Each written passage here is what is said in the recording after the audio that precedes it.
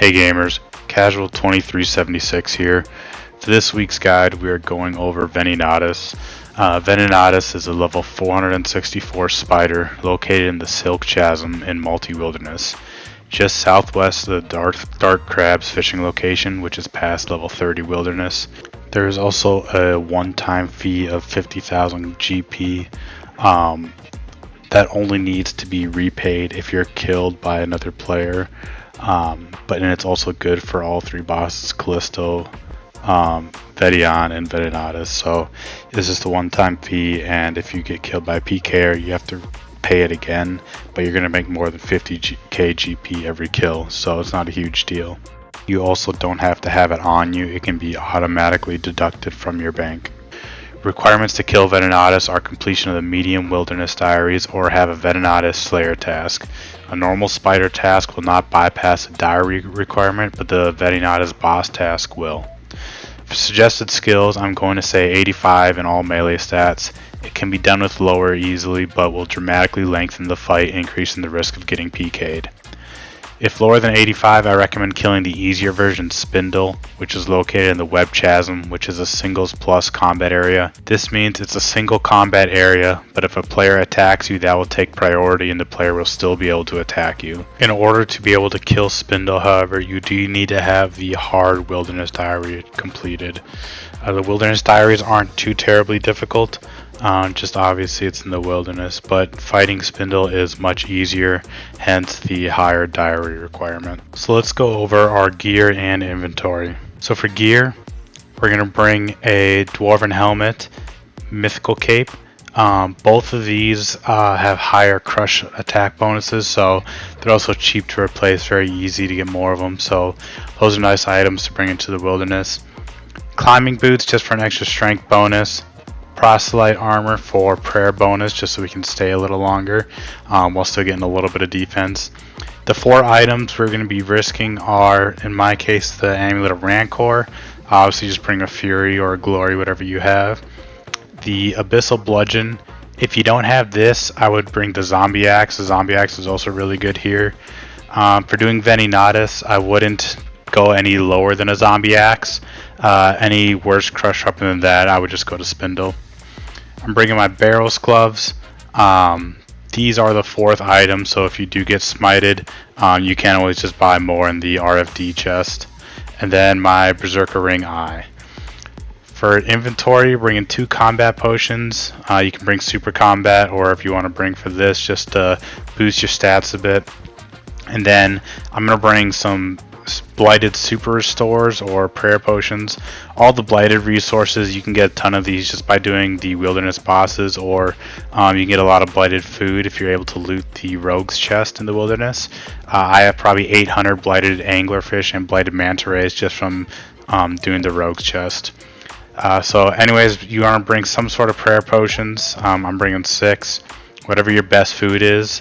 As far as your teleports there, I use the Wilderness Sword 4, and that will bring you to the Fountain of Ruin. So I run about halfway and then I just walk to the rest of the way to keep some run energy. You can also use the Wilderness Crabs teleport if you have it. I just don't have them right at this time, and that will bring you to this location, so a nice quick little run over. We're also going to be bringing 50 casts of Blood Barrage to deal with the little spiders throughout the fight. I'm also bringing Water Runes, so I have a couple freezes just in case a PKer comes. I can try and catch a lucky freeze on him to help me escape. I'm bringing Royal Seed Pod. You just need some sort of level 30 teleport out of the wilderness. I just like this one because it's an easy one-click. And then a looting bag, which if you don't have, Venenatis will also drop one. You're also going to want to bring a stamina potion, which you'll see when you get into the fight. If you get caught by the webs, it drains your run energy, which is a big deal, both for doing the fight and for escaping should you need to. So before we get into a kill, I just want to talk about Pkers here. Venenatis has an average drop of about 240k per the wiki, so there's definitely a lot of potential for big PKs here, both for the gear people use and obviously just loot from the boss. So Pkers are constantly checking the caves, so what I use to help me escape probably 85% of PK attempts is having an alt account. or a buddy, just someone standing on the entrance of the cave, and then you just use the Wilderness Player Alarm plugin. It makes your screen flash. You can change what colors and stuff it flashes, but it basically notifies you that a player is now within your render distance. So you'll see, I'll put it on screen here, how my screen actually looks when I'm doing Venenatis. So I keep my alt at the head of the cave and I just have it watching the entrance.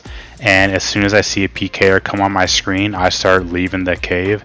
And you'll see, just because I had my alt account there, it gave me enough time to get out and run out. I didn't have to worry about trying to catch a freeze or nothing. I just ran out and escaped. And this is honestly how, like I said, 85% of PK attempts go. I'm able to just run out before they even see me in there.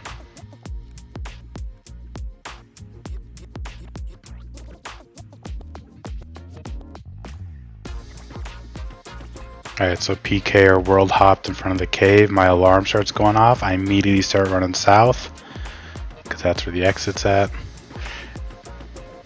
And then you'll see this isn't where we entered the cave. This is called the escape caves. And it's basically just the same cave system if you're trying to escape Callisto or Vedion as well. So all you do is you just run to the southernmost exit because we're trying to get to the lowest level wildy possible. So we want to get to level 30 so we can teleport out. Missed a couple ticks there, but that's okay. We just keep running, and then as soon as you hit level 30, you teleport out. PK are avoided. Alright, so let's get into a kill here. So Venenatis will attack with a melee attack. So you're going to keep protect from melee up the whole fight. You can also keep piety on, or you can flick it. It does help a little bit.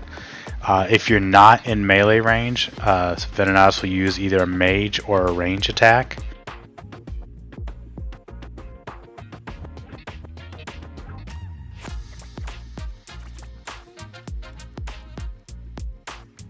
At the beginning of the fight, if you are using range or mage, any kind of distance attack, Venenatis will start with 8 range attacks and then go to 8 mage attacks and then just keep alternating. But I'm going to be honest, if you're doing this as more than just one kill, it's better to just go in melee range. The fight's much easier, you're doing way more DPS. So we're just going to be using melee for this. In between every 4 attacks, Venenatis will switch her location. During that time, you just want to stay within melee distance the best you can. If you ever fall behind or something, you're going to want to either switch protect from mage or range. There's really no way to know which one she's going to use unless you've been counting every 8 attacks this whole time. But so you just flick one and just hope you got it right, and then get back within melee distance, turn back on protect from melee. Venenatis also has what you see is a sticky web attack.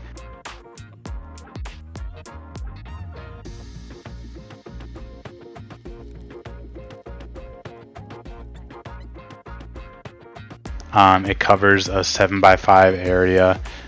When you're in that area, you'll take 3 damage, and you'll also have your prayer drained and run energy drained every tick.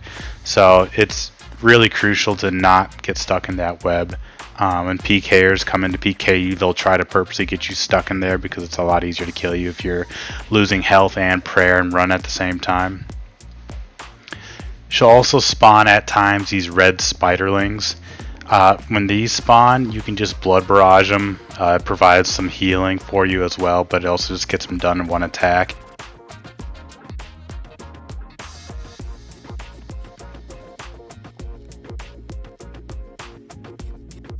If you don't bring Blood Barrage, you can see in this clip I've just been using melee. It's just because I forgot to switch my spell book, so it's a little slower and you don't get as much heals, but it's not a huge deal. She does do the web attack after she moves twice after the spiderlings. So just to simplify that, once the spiderlings come, you kill the spiderlings, then Venenatis will move. Keep attacking her. Once she moves again, then that's when the web is going to come. So to make the fight a little easier for you, you want to try and get on the outside of her, somewhere towards the edge of the map if you can. Sometimes she's in the middle of the map when she does this, and there's nothing you can do. But when you can, try to get to the outside, so that way it throws that web kind of outside of where you're trying to run around, just to make it easier to avoid.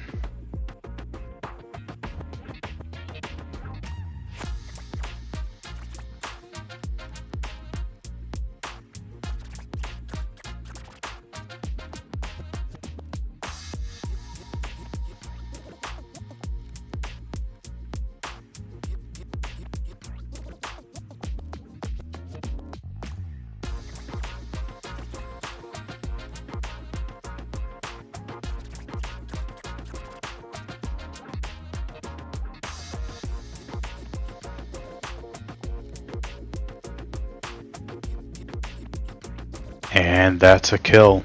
So with that, let's go over the drops for Venenatis. For uniques, we have the Fangs of Venenatis that is used to combine with the crossbow to turn it into a web weaver bow. There's the Dragon two-handed sword, the Dragon pickaxe, the Void Waker gem, which is one of the 3 pieces needed to create the Void Waker. There's also the Venenatis spiderling, that's the pet. Lastly, the Treasonous ring, which basically, if you imbue it, just gives you 8 stab attack bonus and 8 stab defensive bonus. So as far as normal drops go, Venenatis has a very lucrative drop table. Just like I said, it's an average of 240k per kill. Keep in mind that is per kill. So Venenatis you can kill in groups, you can do masses there. And this includes Iron Man too. So me as an Iron, I've done it with buddies, and everyone gets loot. Only one person though can get a unique per kill. So the unique drop is per kill, not per person getting a kill. And with that, that is everything you need to know about Venenatis. If you have any questions or suggestions, feel free to leave them in the comments. If you like this video, please like and subscribe for more videos like this. And with that, until next time.